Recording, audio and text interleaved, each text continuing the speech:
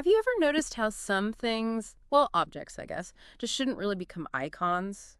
Like on paper, it doesn't quite add up. Oh, absolutely. But then they do. They just sort of defy expectations and Yeah. become these legends. It's fascinating, isn't it? Like there's some secret sauce we can't quite put our finger on. Yeah, something subtle maybe, or even a bit niche at first, but it just quietly grows on people, Hmm. gains this meaning, this admiration that goes way beyond what you'd first think. Exactly. And, in the watch world, we've got a perfect example of that, the Grand Seiko SBGA413. Most people know it as the Shunbun. Ah, yes, the Shunbun. A great case study. So today, that's our deep dive. We're going to unpack how this watch, which actually started as a US only exclusive, didn't just, meet expectations. It smashed them, became this beloved mainstay in just, what, 6 years now? Right. And our mission here isn't just to read off the specs.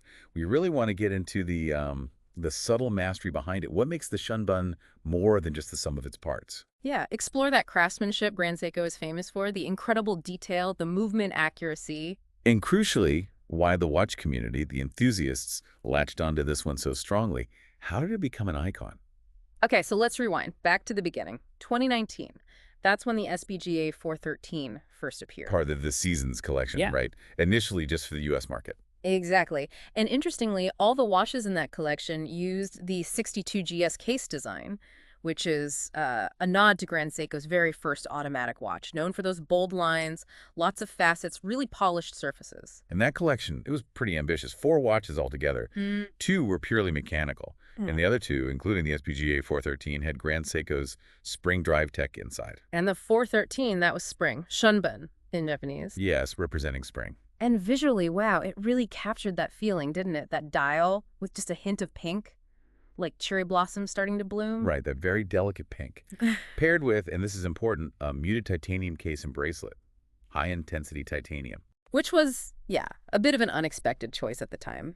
And we'll definitely get into why that matters. It's funny, looking back, 6 years doesn't seem that long, but in that time, the Shunbun has just climbed the ranks.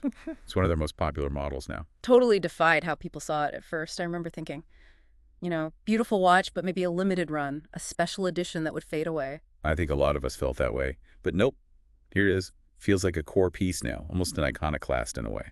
And that nickname, Shunbun, people just throw it around now like they do Snowflake. Exactly. Which really tells you something about how widely recognized and, frankly, loved it's become. Okay, so we know how it started, but the real pull, the magnetism, how it kind of challenges logic, that's in the details.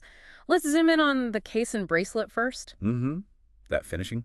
Well, even the size, a lot of collectors call it Goldilocks sizing. Yeah. What are the specs? It's 40 millimeters diameter, 46.5 lug to lug, and 12.8 thick. Okay, yeah, that's a sweet spot for a lot of wrists. Good presence, but still versatile. Right. Works casually, works a bit dressed up. And then, being Grand Seiko, you have to talk about the finishing. I mean, it's just best in the industry, arguably. No argument here. Shunbun shows it off perfectly.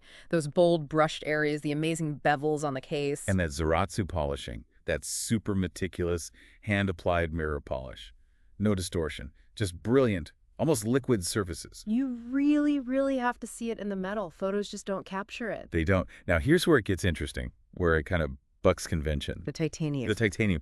Using high-intensity titanium for the case and bracelet. It feels counterintuitive, right? Yeah. Because usually you associate that kind of elite finishing with steel, maybe white gold. Yeah, titanium is often for tool watches. Utilitarian. Usually has that darker, sort of matte look. So how does Grand Seiko get these incredible mirror polishes, these razor-sharp bevels, on titanium? Which is lighter, sure, but generally thought of as, well, different to work with for this kind of finish. It messes with your expectations when you see it. And the lightness, it almost makes the finishing pop more, paradoxically. It really does. It accentuates it. It's kind of a brilliant subversion of what you expect from a titanium luxury watch. And the bracelet matches that, mostly brushed, but with polished bits on the center links. Keeps it cohesive. Lightweight, too. Just nice. And a simple clasp, 2-button release, GS logo stamped on. No micro adjust, I should mention. Right. Okay. Which honestly feels okay here. It fits the slightly dressier, maybe vintage-inspired feel of the watch. Doesn't feel like a miss. Agreed. Now, think about using it day to day. The crown operation, Pretty standard stuff. Yeah, 3 o'clock crown, also titanium. Unscrew it to hand win the spring drive movement. And you've got that handy power reserve indicator on the dial to see where you're at. Yep. Then second position for the date, third for the time. Straightforward. And once it's screwed back down. A solid 100 meters of water resistance. So, swimming, daily life, no problem. Not a diver, obviously, but very capable. Okay, but let's be honest. The case is amazing, the finishing is incredible, but the star of the show here, the reason this watch has this lore, it's that dial. Oh, absolutely. That just ever so slightly pink dial. It's spectacular, that texture. Grand Seiko is just famous for these dials, and it's under a double-domed sapphire crystal. And what's really fascinating is how different it looks in person compared to those initial press photos back in 2019. Right. I remember the reaction online. People thought it looked too pink, almost. Obvious, maybe, given the cherry blossom thing. Yeah, a little bit. But the reality is so much more subtle, so nuanced. Pictures just can't capture it. That's the key word, subtle. Because if you look straight down at it, a lot of the time it looks silvery white, very much like the famous snowflake dial. Very similar in that direct view. But then you tilt your wrist, look at it from an angle, and that's when you see this lovely, soft pink hue kind of shining out. It's got this iridescent quality, almost alive, shifting as you move. Silver white one moment, soft pink the next. And the texture underneath all that, it's not like the snowflakes texture. It's more like delicate brush strokes. Yes, that's a good way to put it. Kind of meandering in different directions, creates these little shadows and highlights as the light hits it. It's very dynamic. So what about the other elements on the dial? All beautifully done, as you'd expect. You've got the applied Grand Seiko logo at 12 with that little gold-toned GS emblem. Nice touch. A very crisp outlined date window at 3. The power reserve indicator down around, what, 7 or 8 o'clock? Yep. And a little nod to the spring drive movement near the bottom. And interestingly, that power reserve indicator, its surface is kind of ribbed and grained. It actually shows more of that base pink color than the main dial surface. Yeah, well, that's a cool detail. Adds another layer. It does. Gives a bit more visual depth. And obviously the hands and markers, same. Incredible finishing. Of course. Applied stick markers, those sharp Dauphine-style hands. Everything is finished to that same ridiculously high level. Polished facets, brushed surfaces. It all catches the light beautifully. Put it all together, the color, the texture, the finishing on the hands and markers, and yeah, it's easily one of the best, most artistic dials out there today. No question. Just captivating. So, okay, we've got this stunning exterior. What's ticking away inside? What's the revolutionary heartbeat, as our notes say? Well, it's the spring drive caliber 9R65. You can see it through the display case back. And spring drive. Yeah. It's pretty unique, right? It's not purely mechanical, not purely quartz. Exactly. It's this groundbreaking hybrid. It brilliantly combines the motive force of a traditional mechanical watch power from a mainspring with the incredible accuracy of quartz regulation. Right. So how does that actually work? It sounds complicated. It's ingenious, really. Yeah. So you have a normal mainspring providing power through gear train, like any mechanical watch. But at the end of that gear train, instead of an escapement, there's this little wheel, the glide wheel. Okay. This glide wheel spins freely, very fast. As it spins, a tiny magnet attached to it passes over a coil of copper wire, generating a minuscule electrical charge. Oh, like a tiny dynamo. Precisely. That electrical signal goes to an integrated circuit, or IC, and a quartz oscillator, just like in a quartz watch. The quartz oscillator vibrates at a precise frequency. Okay, so that's the quartz part. Right.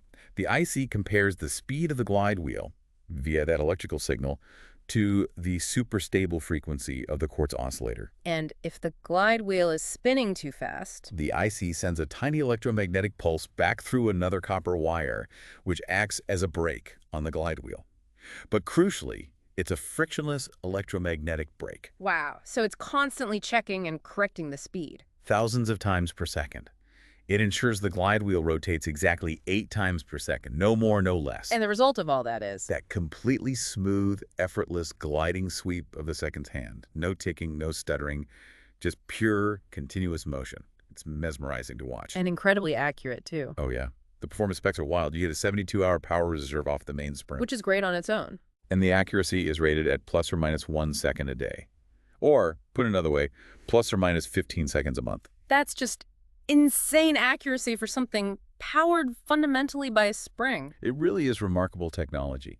Best of both worlds, in many ways. So when you pull it all together, The movement, the finishing, that dial, it starts to become clear why the Shunbun clicked, why it became this icon. Definitely. It's like the perfect storm of everything Grand Seiko excels at. The advanced tech, the obsessive finishing, those incredible nature-inspired dials. And looking back now after 6 years, you can see it's this unique blend of technical brilliance and, well, real design subtlety. Which again, on paper, might seem like an odd mix of that high-tech movement, the slightly dressy look, the titanium, the pink dial. Hmm. Kind of shouldn't work, maybe. Yeah, a bit incongruous. But it just caught on like wildfire. People got it. Maybe because it defied those easy categories. It felt luxurious, but not flashy. Technical, but not cold. And it's a good reminder, isn't it? Brands can make watches, but they don't really decide which ones become icons. Nope. That's up to the market. The enthusiasts, the collectors, they're the ones who vote with their wallets and their voices. And they have definitely spoken when it comes to the Shunbun. Like he said, the nickname alone tells you it's reached that status. It really has. And, even at its current price, around $7,200, Yeah. it's still, frankly, tremendous value. Yeah. Why do you say that? Well, think about it. Where else are you going to find that combination? The lightness of titanium, that level of hand finishing, dial work that's basically art, and that kind of accuracy. Yeah. All in one. Just beautifully designed, surprisingly versatile package. Good point. There really aren't many direct competitors offering that exact blend. Very few, if any. So, wrapping this up. Yeah. The Grand Seiko SBGA413, the Shunbun. It really is proof, isn't it? Proof that sometimes subtle design combined with serious technical chops can resonate incredibly deeply. Shows that icons aren't always the loudest things in the room. Sometimes they're born from these unexpected, maybe even slightly quirky combinations. It really makes you think, doesn't it?